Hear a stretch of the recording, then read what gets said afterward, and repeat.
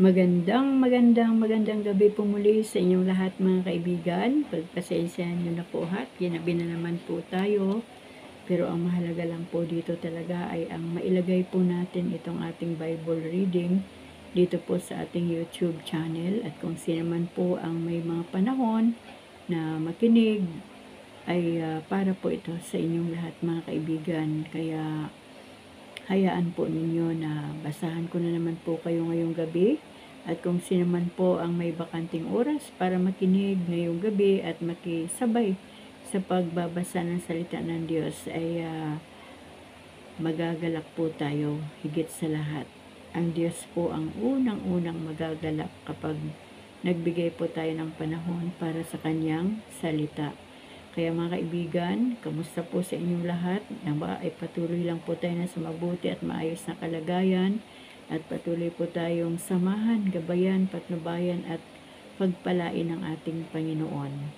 Kaya salamat sa Diyos sa gabing ito. Alam po natin na sinasamahan naman po tayo ng Panginoon sa pagbabasa ng Kanyang salita, ganoon din po ng Kanyang banal na Espiritu Santo.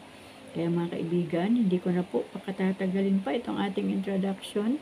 Pagpasensyahan niyo po lagi ang ating background dahil yung mga halaman lang po na yan ang inyong nakikita at ang boses ko lang ang inyong naririnig. Kaya mga kaibigan, narito na po ang pagpapatuloy ng ating Bible reading ngayong gabi. Ang atin pong chapter ngayon ay Isaiah chapter 48. Ang title po ng chapter 48, pahayag sa mga bagay na darating. Dinggin mo ito o bayang Israel, kayong nagmula sa lipi ni Judah. Sumumpa tayong maglilingkod kay Yahweh, ngunit iyon pala'y pakunwari lamang. Ipinagmamalaki ninyong kayo'y taga-banal na lungsod at ang Diyos na kinikilala ninyo'y si Yahweh na makapangyarihan sa lahat. Sinabi ni Yahweh sa Israel, nung una ay hinulaan ko na kung ano ang mangyayari, pagkatapos ay bigla ko itong pinangyari. Aking nababatid na matigas ang inyong ulo, bakal ang kapara, kaya noon pa, hinulaan ko na ang mangyayari sa iyo upang kung maganap may huwag ninyong isipin na ang mga rebulto ang may gawa nito. Lahat ng hula ko ay pawang natupad, inyo nang kilalanin ang katotohanan nito. Ngayon may ihahayag akong bago, mga bagay na hindi ko inihayag noong una. Ngayon ko palang ito pangyayarihin, wala pang pangyayaring katulad nito para hindi nyo masabing ito'y alam nyo na. Alam kong hindi kayo mapagtitiwalaan pagkat lagi nang kayo'y palaban.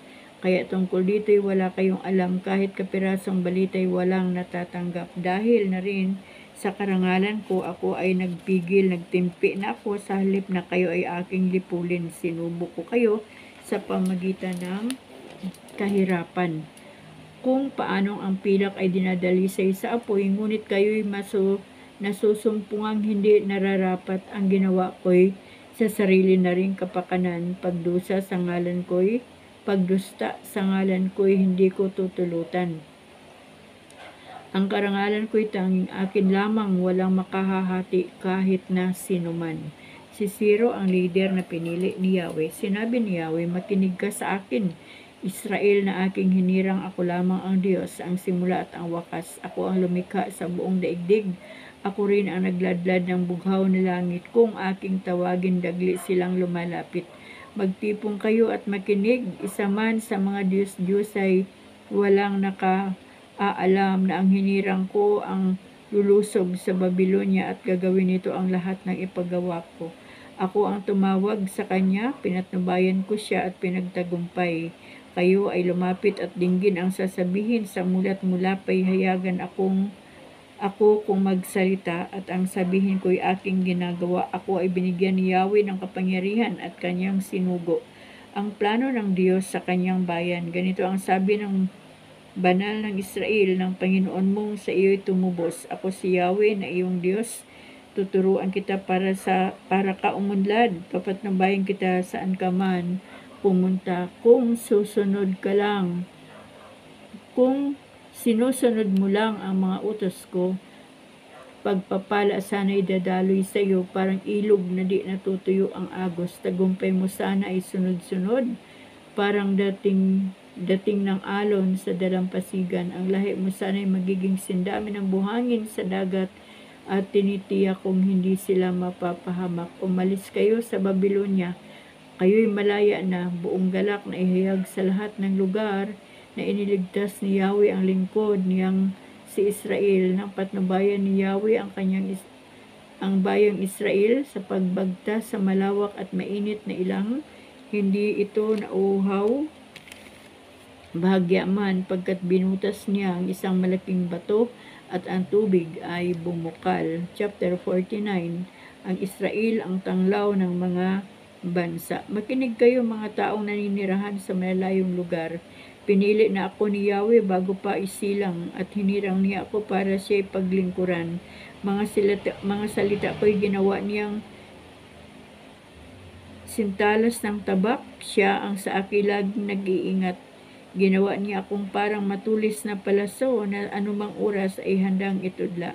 Sinabi niya sa akin, Israel, ikaw ay lingkod ko. Sa pamagitan mo, ako'y dadakilain ng mga tao. Ngunit ang tugon ko, ako ay nabigo sa aking pagsisikap, hindi nagtagumpay. Gayong ibinuhos ko ang aking lakas, gayon may itinitiwala ko kay Yahweh ang aking kalagayan, na ako'y gagantimpalaan sa aking nakayanan. Bago pa ako ipanganak ay hinirang na ni Yahweh, pinili niya ako para maging lingkod niya upang tipunin ang nangalat na mga Israelita at sila'y ibalik sa bayang Israel. Binigyan ako ni Yahweh ng karangalan sa kanya. Nagbubuhat ang aking karangalan. Sinabi ni Yahweh sa akin, Israel, na aking lingkod, may mas mahalaga pa akong ipapagawa sa iyo bukod sa pagpapanumbalik sa mga Israelitang nalabi ay gagawin kitang tanglaw ng mga bansa upang lahat sa daigdig ay maligtas. Ang Diyos at tagapagligtas ng Israel ay nagsabi sa itinakwil at ikinamuhian ng mga bansa at inalipin ang mga pinuno. Makikita ng mga hari ang pagpapalaya sa iyo, sila'y titindig bilang pagpupugay sa iyo at yuyukod ang mga pinuno bilang paggalang sa iyo. Muling itinayo ang Jerusalem. Sabi pa ni Yahweh sa kanyang bayan, sa araw ng pagliligtas sa iyo ay lilingapin kita at tutugunin ang paghingi mo ng saklulo. Babantayan kita at ingatan. Sa pamagitan mo'y gagawa ako ng tipan sa mga tao. Ibabalik kita sa sariling lupain na ngayon ay walang kaayusan. Palalayain ko ang nasa bilangguan at bibigyan ng liwanag ang nasa kadiliman. Sila'y matutulad sa mga tupang nanginginain. Sa magandang pastulan, hindi sila magugutom ni mauuhaw, hindi rin daranas ng matinding init ng sikat ng araw at sa disyerto, sapagkat papatnubayan sila noong isa na nagmamahal sa kanila. Sila ihahatid niya sa bukal ng tubig. Gagawa ako ng lansangan sa gitna ng mga bundok at ako'y maghahanda ng daan. Para siyang daanan ng aking bayan, darating ang bayan ko buhat sa malayo. Mula sa hilaga at sa kanluran, gayon din sa Sibene sa timog. Kalangitan, umawit ka, lupa, ikaw ay magalak.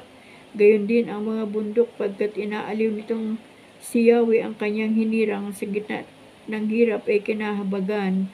Ang sabi ng mga taga-Jerusalem, pinabayaan na tayo ni Yahweh.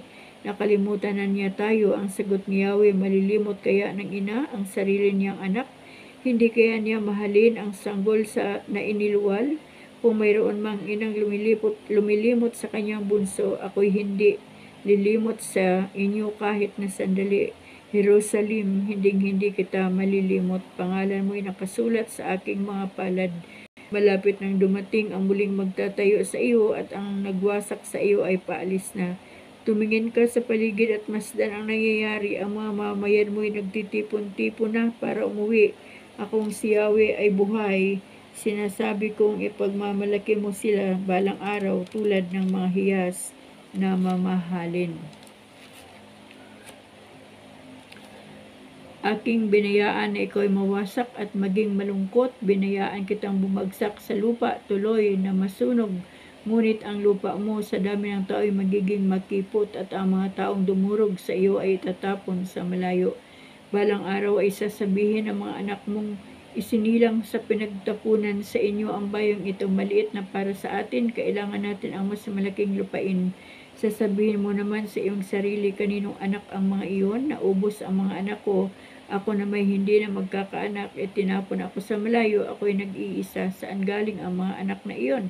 Ang tugon ni Yahweh, huhudyatan ko ang mga bansa at ang mga anak mo'y uuwi nila sa iyo. Ang mga hari ay magiging parang iyong ama at ang mga reyna ay magsisilbing ina. Buong pagpapakumbabang yuyukod sila sa iyo bilang tanda ng kanilang paggalang. Sa gayon, maniniwala kang ako nga si Yahweh, hindi mapapahiya ang sinumang magtitiwala sa akin. Mababawi pa ba ang nasamsam ng isang kawal? Maililigtas pa ba ang bihag ng isang taong malupit? Ang tugon ni Yahweh, ganyan ang mangyayari. Itatakas ang bihag ng mga kawal at babawiin ang sinamsam ng malupit. Ako ang haharap sa sinumang lalaban sa iyo at ililigtas ko ang iyong mga anak. Uudyukan kong magpatayan ang mga umaapi sa iyo, mag-aalab ang kanilang puot at mahuhumaling sa pagpatay. Sa gayon, makikilala ng sangkatauhan na akong si Yahweh ang makapangyarihang Diyos na nagligtas sa Israel. Chapter 50. Ang sabi ni Yahweh, pinalayas ko ba ang aking bayan? Tulad ng isang lalaking nagtataboy ng asawa, kung gayon, nasaan ang kasulatan ng paghihiwalay? Pinabayaran ko ba kayo para iuwing bihag? Tulad ng amang nagbili ng anak para gawing alipin, nabihag kayo dahil sa inyong kasalanan, itinapon kayo dahil sa inyong kasamaan. Bakit ang bayan ko hindi kumilos? Nang silapitan ko para iligtas, nang ako'y tumawag, isa may walang sumagot. Bakit? Wala ba akong lakas para sila iligtas? Kaya kung tuyuin ang dagat sa isang salita lang, magagawa akong disyerto ang ilog para ang mga isda roon ay mamatay sa uhaw. Ang bughaw na langit ay magagawa kong kasing itim ng damit panluksa. Ang pagsunod ng lingkod sa Diyos. Ang makapangyarihang si Yahweh ang nagtuturo sa akin ng sasabihin ko para tulungan ang mahihina upang umagay nananabik ay tuwing umagay nananabik akong malaman kung ano ang ituturo niya sa akin. Binigyan niya ako ng pangunawa. Hindi ako naghimagsik ni tumalikod sa kanya. Hindi ako tumutol. Nang bugbugin nila ako, hindi ako kumibo. Nang ako'y kanilang insultuhin, pinabayaan ko silang bunutin ang buhok ko't balbas. Gayon din, nang lurhan nila ako sa mukha. Ang mga pagdustang ginawa nila di ko pinansin, pagkat ang makapangyarihang si Yahweh ang tumutulong sa akin. Handa akong magtiis pagkat aking batid na ang sarili ko'y di mapapahiya. Ang Diyos ay malapit at siya ang magpapatunay na wala akong sala. May mga ngasbang maghabla sa akin, magharap kami sa hukuman at ilahad ang kanyang bintang. Si Yahweh mismo ang magtatanggol sa akin. Sino ang makapagpapatunay na ako ay may sala? Mawawalang lahat ang nagbibintang sa akin, magiging tila sila ulap na naparam. Lahat kayo may pitagan kay Yahweh at tumatalima sa utos ng kanyang lingkod. Maaring landas ninyo ay maging madilim, gayon may magtiwala at umasa kay Yahweh na iyong Diyos. Kayo lamang ang nagbabalak magpasalamat sa iba, ang siyang magdurusa sa inyong pakana.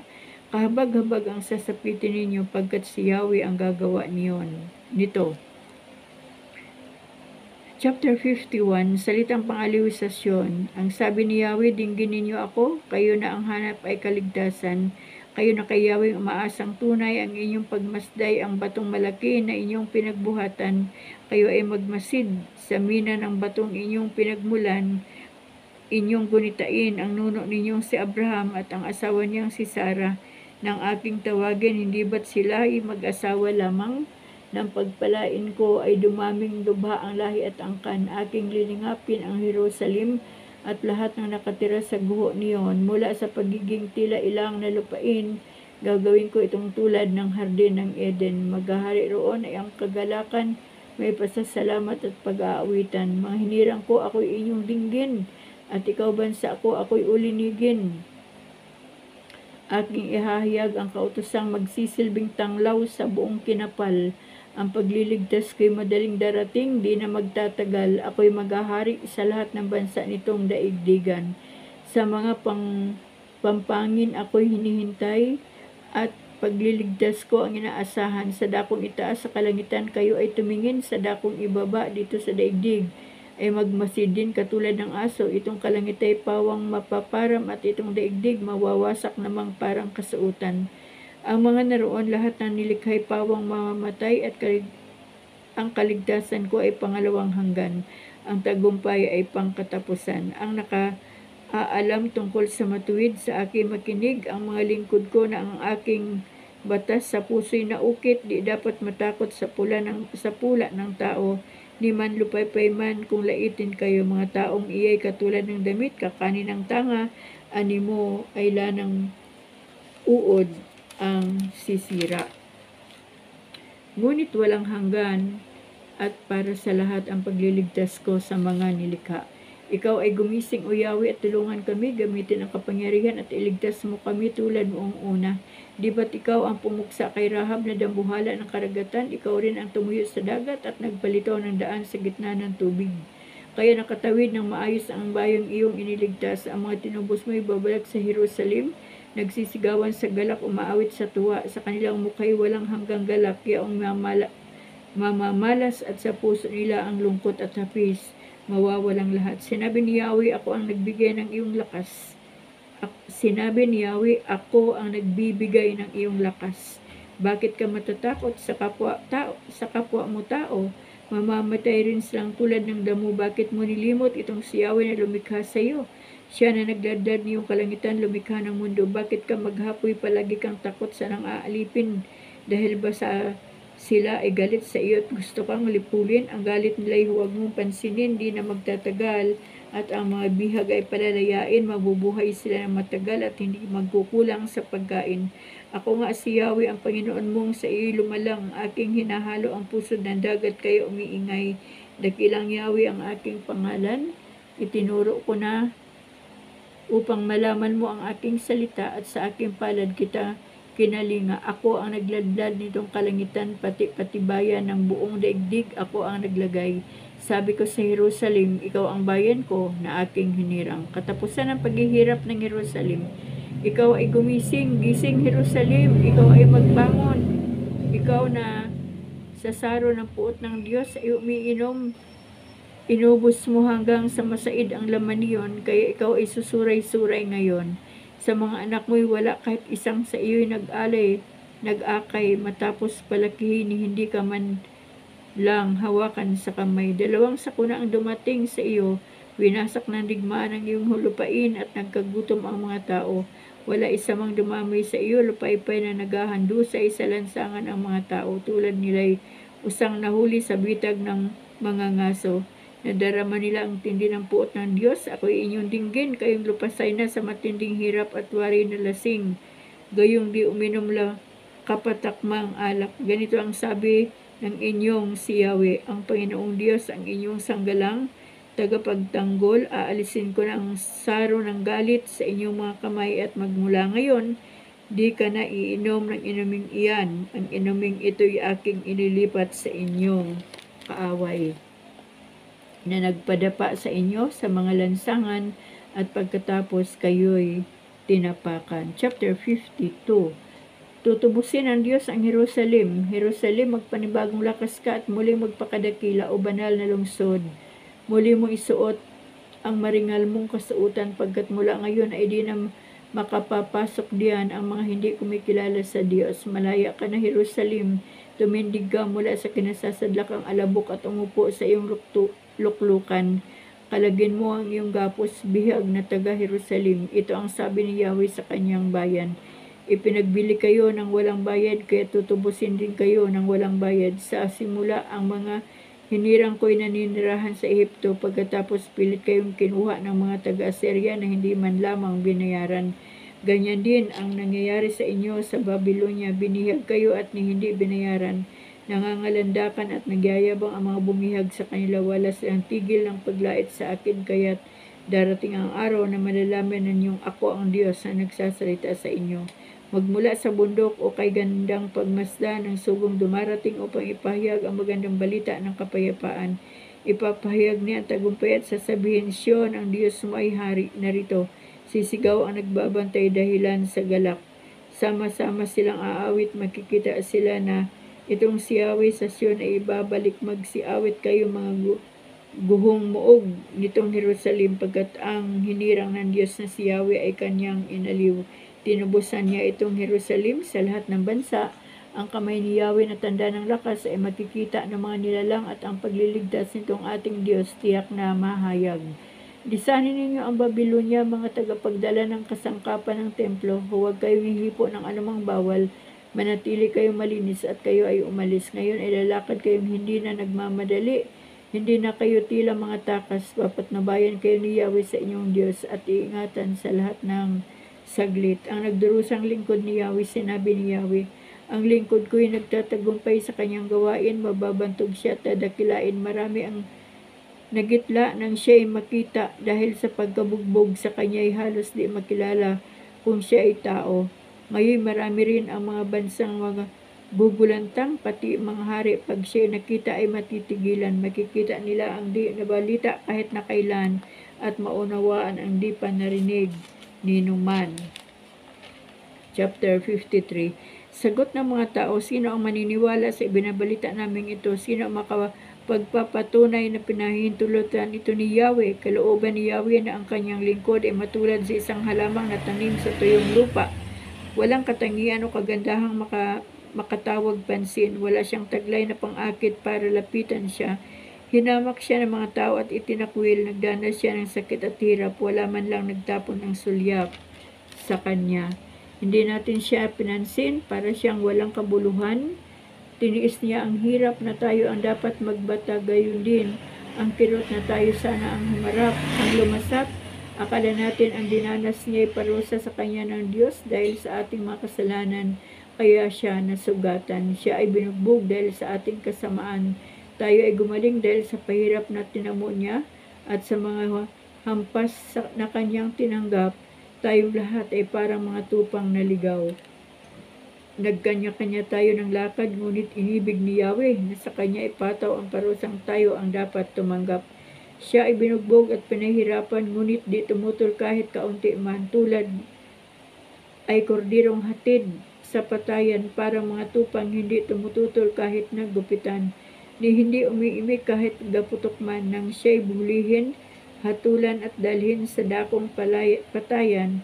Wala mang nangahas na ipagsanggalang, wala man lang dumamay. Siya ay pinatay dahil sa sala ng sangkatauhan.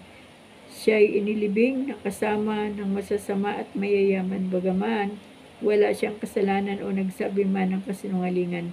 Sinabi ni Yahweh, ang kanyang paghihirap ay kalooban ko. Inihandog niya ang sarili upang sa pamagitan noon ay magkaroon ng kapatawaran. Dahil dito'y mabubuhay siya na matagal, makikita ang lahing susunod sa kanya, at sa pamagitan niya may isasagawa ang aking panukala. Pagkatapos ng pagdurusa, lalasap siya ng ligaya. Malalaman niyang hindi nawala ng kabuluhan ang kanyang pagtitiis. Ang aking tapat na lingkod at lubos kong kinalulugdan ang siyang tatanggap sa parusa ng marami, at alang-alang sa kanya sila'y aking patatawarin. Dahil dito siya ay aking pararangalan kasama ng mga dakila, pagkat kusang loob niyang ibinigay ang sarili at nilasap ang kaparusahan ng masasama. Inako niya ang mga makasalanan at inilangin siya'y patawarin. Chapter 54. Ang walang hanggang pag-ibig ng Diyos sa Israel. Ikaw ay umawit o babaeng baog, tinig mo'y itaas o ikaw na hindi nakaranas ng hirap sa panganganak. Ang magiging supling mo'y higit na marami kaysa may asawa. Gumawa ka ng mas malaking tulda. Habaan mo ang mga tali at dagdagan ang tulos. Ikaw ay kakalat sa buong daigdig. Mababalik sa iyo, Israel, ang lupain na sakop ng ibang bansa. Ang mga lungsod na ngayon ay wasak ay gagawing tirahan ng maraming tao. Huwag kang matakot, pagkat hindi ka na ahalayin uli ni aalaghiin pa. Malilimot mo nang ikay naging taksil na asawa, pati malungkot na alalahanin ng pagiging balo, sapagkat ang iyong naging kasintahi ang may likha sa iyo. Siya ang makapangyarihang si Yahweh, ililigtas ka ng Diyos ng Israel. Siya ang hari ng lahat ng bansa. Israel, ang katulad mo ay babaeng bagong kasal.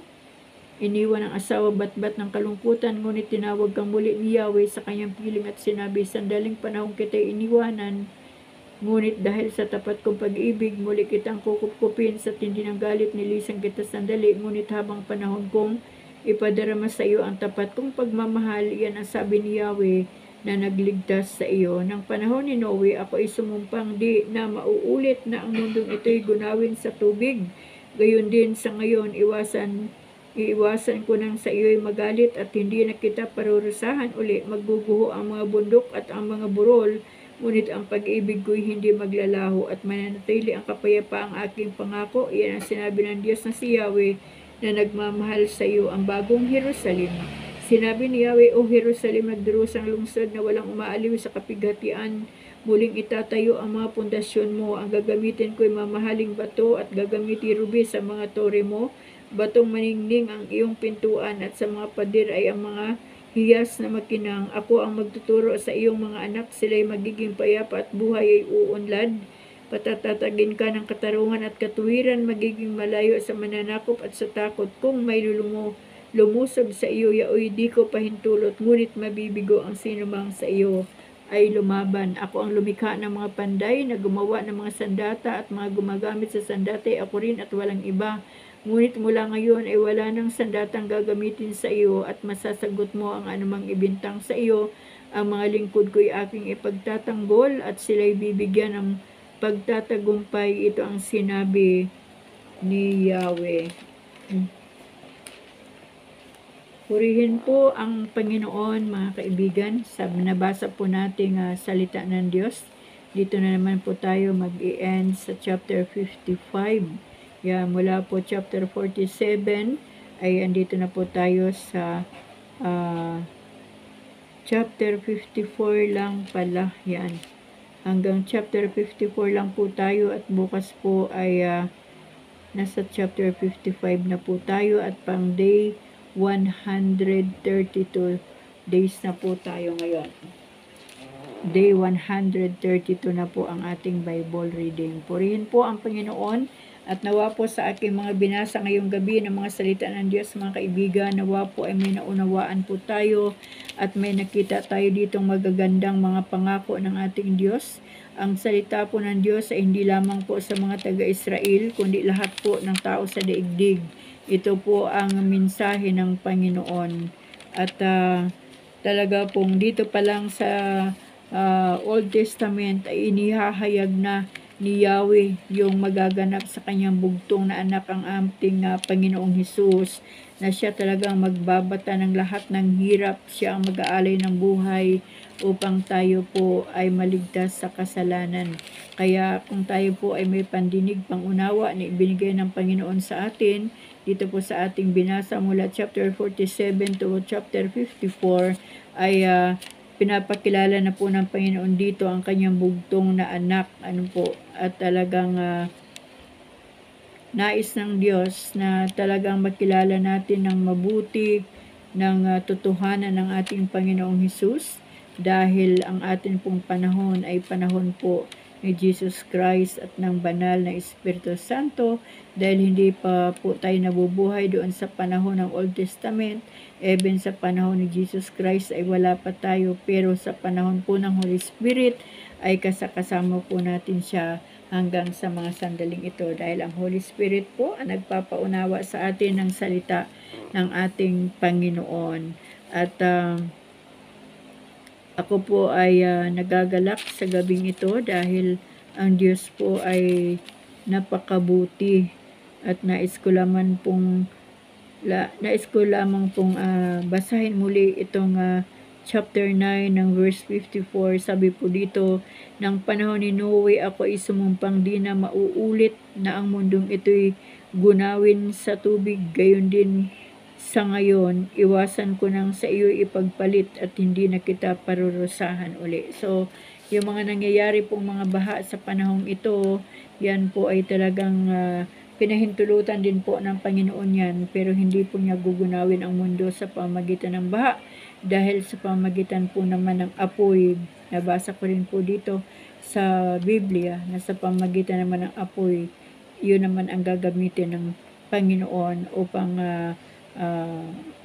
makaranas ang mga tao ng kanyang galit at puot. So, yung mga nangyayari pong mga pagbaha ngayon sa iba't ibang panig ng mundo yan na po yung consequences sa sobrang pang paninira ng mga tao sa ating kalikasan. At yan po ay ganti na ng kalikasan at yan po ay pinapahintulutan din ng ating Panginoon. Kaya mga kaibigan, sa panahon pong ito na marami pong mga nagbabadya na mga sitwasyon na hindi maganda, wala po tayong ibang gagawin kundi ang manalig sa Panginoon, manalangin at lakipan natin lagi ng pag-ibig ng Diyos ang lahat ng ating ginagawa upang sa ganoon, sa pamagitan po ng salita ng Diyos na ating ibabahagi ay patuloy po nating maipakilala ang tunay na Kristo, ang tunay na ating tagapagligtas na walang iba kundi ang ating Panginoong Hesus. Wala pong mahalaga sa Diyos mga kaibigan. Sa lahat ng ating mga natika dito sa lupa, hindi po yan mahalaga sa Diyos. Bakit? Kasi lahat po ng bagay na meron ang tao, pag-aari po yan ng Panginoon. Hindi niya na po kailangan pang kuhanin yan o pag-interesan pa dahil yan po ay kanyang nilikha at yan po ay kanyang ipinapagamit sa tao ng tamang paggamit. So, hindi po tumitingin o mahalaga sa Diyos kung ano man po yung naabot natin sa buhay o kung ano mang meron tayo sa buhay o kung sino man tayo sa mundong ito, dahil ang mahalaga lang po sa Panginoon ay ang ating kaligtasan at sa puso lang po ng tao nakatingin ang Diyos, hindi sa kung ano pa mang mga bagay po. Kaya sa panahon po nito mga kaibigan, lalo na po dito sa ating nabasa na talagang ultimo mismo ang Diyos, ultimong siyawi na ang nagpapahayag ng katotohanan.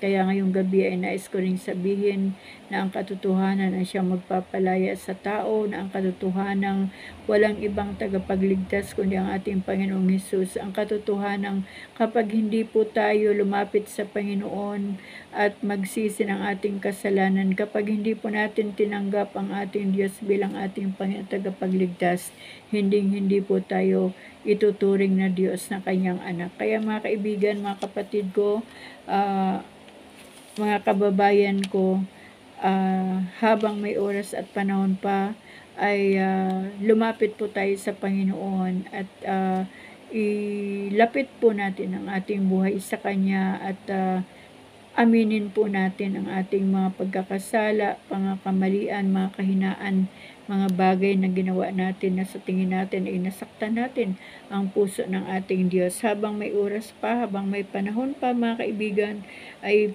magbigay na po tayo ng panahon na maisuko ang ating buhay sa ating Panginoong Hesus. Dahil sa mga nangyayari po ngayon, sa mga kaliwat kanan ng mga pangyayari sa iba't ibang bahagi ng daigdig, ay talaga pong maliwanag na ang mga pangyayari niyan na nagbabadya na ang ating Panginoong Hesus ay malapit ng dumating. Ibang-iba na po ang panahon ngayon kaysa mga nagdaang pang panahon.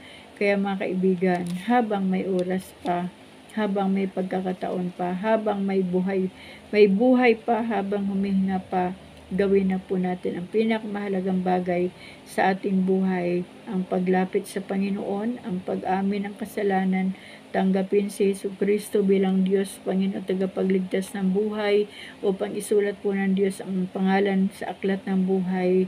At kung dumating man ang punto na doon sa itinakda ng Diyos na pag-alis ng tao sa mundo, kung ito man ay mula sa kamatayan o kung ito man ay abutin pa tayo ng rapture, ay makatitiyak po tayo 101% na tayo po ay makaka-uwi sa kaharian ng ating Panginoon. Kaya mga kaibigan, nawa po ay maunawaan nyo po kung bakit andito po ako sa YouTube channel at binabasa ko ang salita ng Diyos. Hindi po lamang ito dahil gusto kong mabasa ng buo ang Biblia ngayong taon, kundi ginagawa ko po ito para maihayag ang katotohanan sa inyo na sino man ang makakita ng aking YouTube channel ay nawa ay magkaroon ng panahon at oras na makinig sa mga binabasa kong salita ng Diyos.